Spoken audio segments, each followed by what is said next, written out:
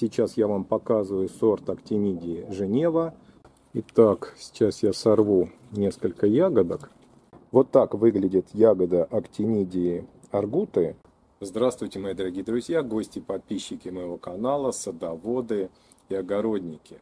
В этом видео я вам расскажу о выращивании актинидии в условиях средней полосы. Нахожусь я в Московской области. Сейчас у нас первая декада октября. Актинидия созрела. Выращиваю я актинидию уже примерно около 7 лет. Накопился достаточно большой опыт, багаж знаний по этому растению. И сегодня я дам вам несколько полезных советов и рекомендаций по выращиванию данного растения, в том числе по выбору видов актинидии для выращивания в саду или на приусадебном участке. Вообще у нас в культуре актинидии, которые вот растения мы выращиваем в своих садах, на дачах, чаще всего встречается актинидия каламикта и актинидия аргута. Это очень похожие растения, но тем не менее между ними есть определенная разница. Например, актинидия каламикта, она раньше созревает, но у нее есть такой очень большой минус. Это более мелкий размер ягод. Ягоды не превышают по размеру желудь дубовый, вот такого некрупного размера, и при этом еще имеют такую особенность очень неприятную, как осыпание. Вот чуть только они созреют, перезреют, и буквально сразу они осыпаются на землю. Это касается большинства сортов актинидии каламикты. Ну, есть, конечно, сорта более современные, которые не так сильно страдают от этого негативного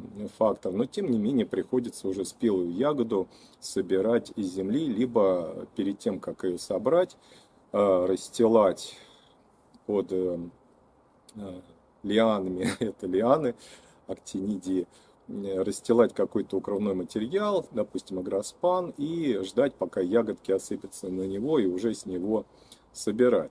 Итак, актинидия у нас распространена и пришла к нам из диких лесов Дальнего Востока. Также распространена она широко в Китае, в Японии, в лесах, на берегу каких-то водоемов. Это лиана, вырастает она до 10, 12 и даже более метров.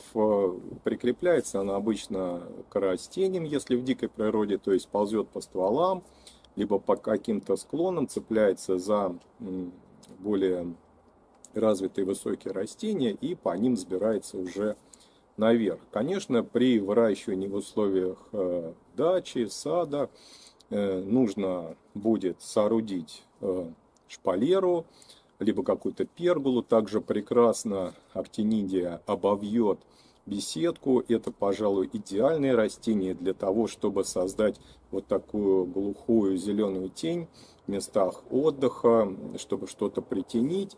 Для беседки это вообще идеальный вариант, потому что актинидию вам не придется, в отличие от винограда, если вы, конечно, находитесь в северных, таких в средней полосе или более в средних широтах. Виноград у нас в основном укрывают, за исключением некоторых морозостойких сортов, но актинидию вам укрывать уже не придется. Придется вам делать только ее формирующую обрезку в осенний период. Актинидия очень морозостойка, ну как очень, примерно до минус 30 градусов она спокойно выдерживает такое похолодание. Ну еще такая у нее есть особенность, о которой важно знать. Вот многие меня спрашивают, почему не плодоносит актинидия, уже давно растет, цветет хорошо, но ягод на ней нет. Дело в том, что актинидия это перекрестно опыляемое растение. Что это означает? Это означает, что есть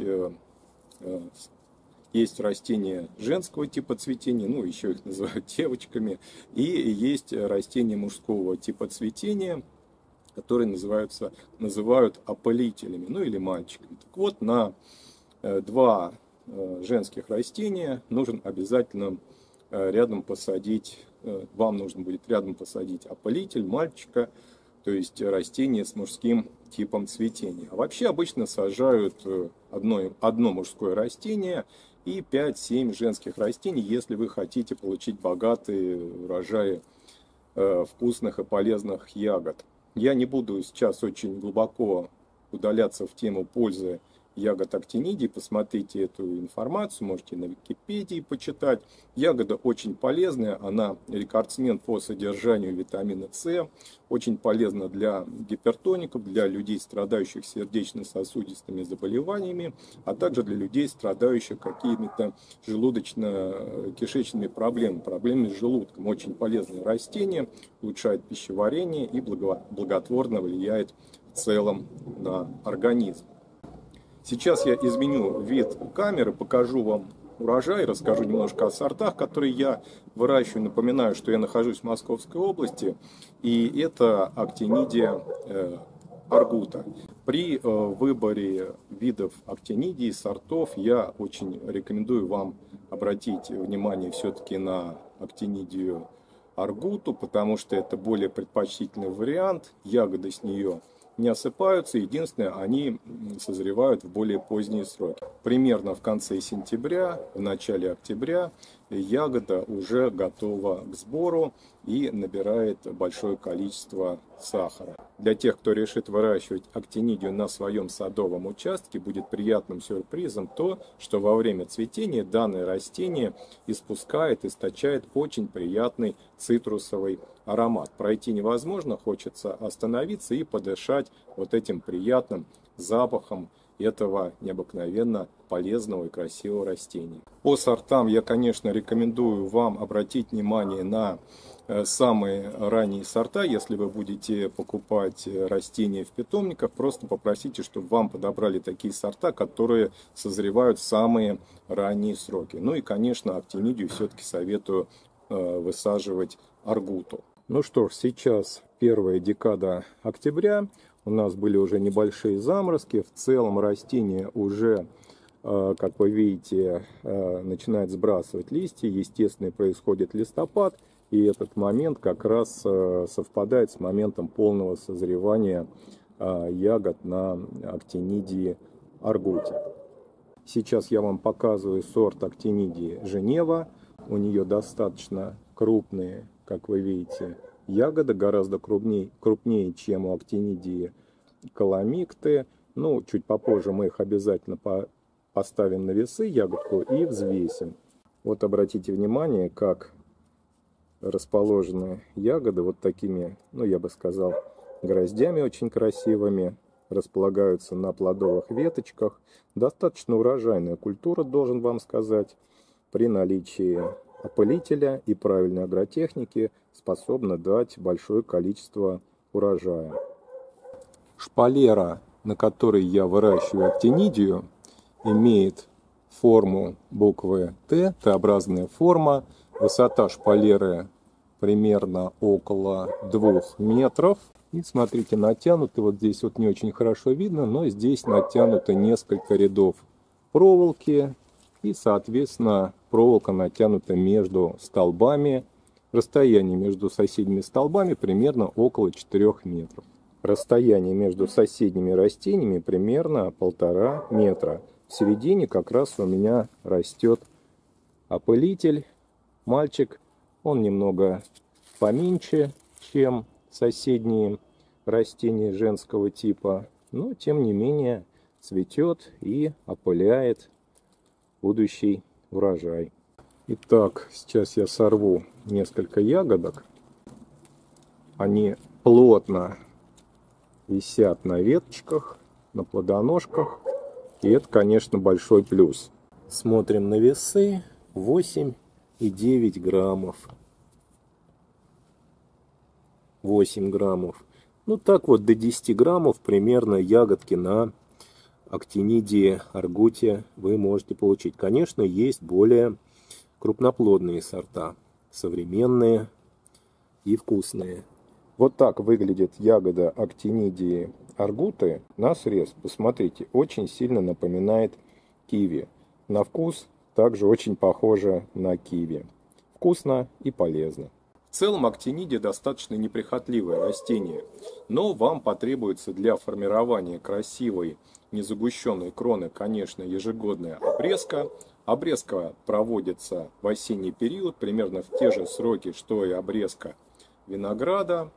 Вот так выглядит ягода актинидии аргуты. По подкормкам скажу несколько слов. В принципе, можно растение ничем особо не подкармливать, если вы его правильно посадили, то есть заложили хорошие порции удобрений при посадке. Этого хватит на долгий период.